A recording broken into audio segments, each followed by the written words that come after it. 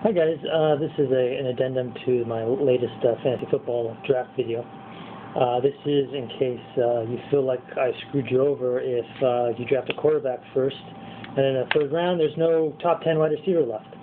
I forgot to mention that that could be a possibility. It is a possibility, and I'm sorry if you felt screwed over if you already drafted and you listened to just a random dude on YouTube for your drafting techniques. The best strategy if you don't have a wide receiver available, in the top 10 wide receiver available in the third, is to go running back, and then tight end in the fourth, the top tight end in the entire draft.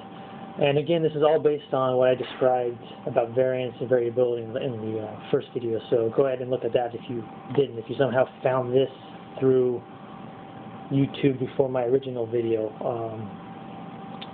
I don't know how, but yeah, or if you forgot, if you have a short attention span, yeah, go ahead and look at that other video. Another thing that kind of ties into this is your fear that your team sounds bad. And what I mean by that is if you don't have like a household wide receiver name on any of three or two of your wide receivers, or even just any wide receiver on your team that doesn't have a sexy name, like a Greg Jennings, you know, or a Larry Fitzgerald, that your team's actually going to do poorly. That you cannot win, I said, with, you know, mid-level, a slew of mid-level wide receivers. And that's absolutely not true. It's all based on, again, drafting at value. And a lot of people, they tend to reach for these sexy names when there's no basis for it. Otherwise, other than it just sounds good. And you're basically just drafting like a superstition.